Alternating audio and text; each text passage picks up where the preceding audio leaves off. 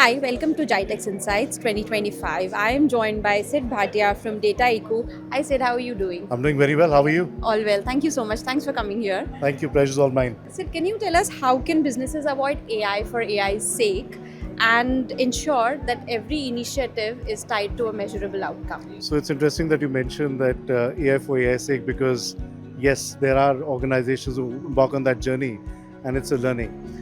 So I've been with Dataiku for the last 6 years, having interacted with a lot of CDOs, CIOs, C-level execs, and a lot of business owners. I think the few best practices that I would recommend. I think the number one thing that any organization needs to do is to make sure that the businesses are involved on day one.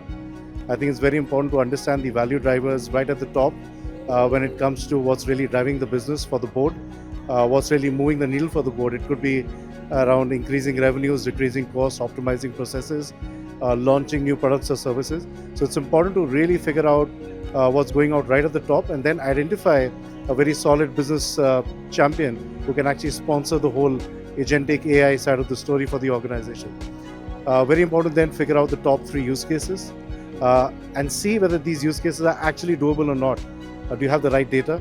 Do you have the right people to implement it? Do you have the right technology? Do you have the right infrastructure or not? And pick up 1 or 2 use cases to begin with as pilots.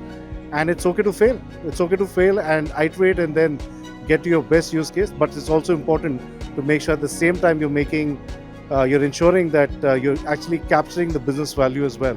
Because ultimately what will happen is that you'll have to defend that business value with the key stakeholders.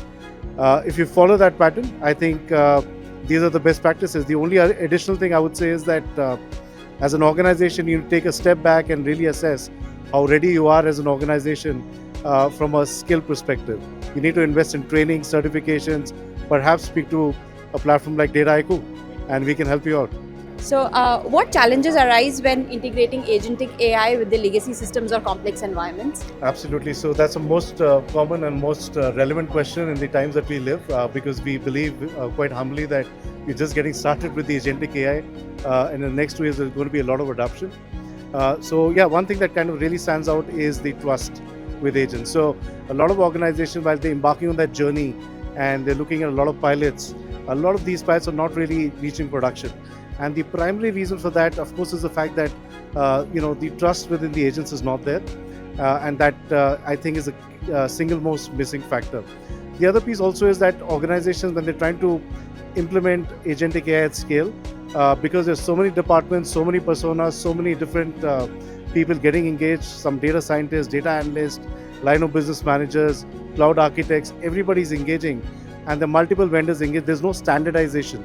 So that unification layer is not there where you have one console where you're able to actually get an idea of all your AI assets.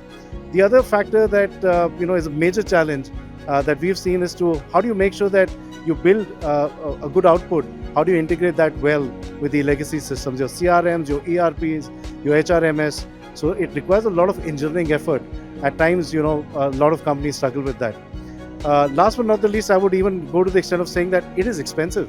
Let's get real. I mean, if you're looking at embarking on the agentic AI journey, you have a lot of costs related to the APIs on LLMs, and there's an infrastructure cost. And the thing with agentic AI is that while you develop and deploy, it needs to be monitored and maintained as well, and that requires a lot of effort as well.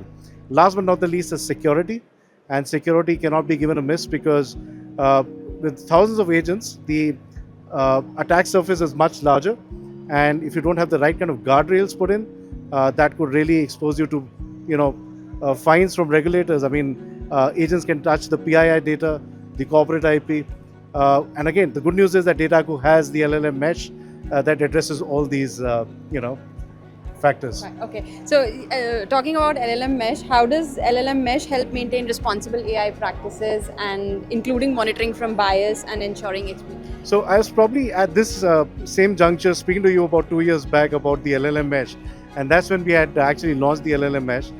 It's been a very exciting product for us, and it's been a product that's seen a lot of adoption. We have more than 270 customers worldwide who are embracing LLM mesh on a daily basis. Now, things have changed within the LLM mesh as well. So the latest additions within the LLM mesh in the agentic world is that we've actually included the builder capabilities into the platform itself. which means that businesses or data, I would say the business analyst community, can actually now latch onto the LLM mesh and start building those agents all by themselves. What we also added to the LLM mesh, on top of what we already had in terms of the guardrail services, in terms of the cost guard, quality guard, safety guard, is stuff around orchestration. Because you're dealing with multiple LLM providers, you have the ability to now automatically, smartly orchestrate between the LLMs. We also have very smart routing as well, which means that as a business user, I latch onto the LLM mesh.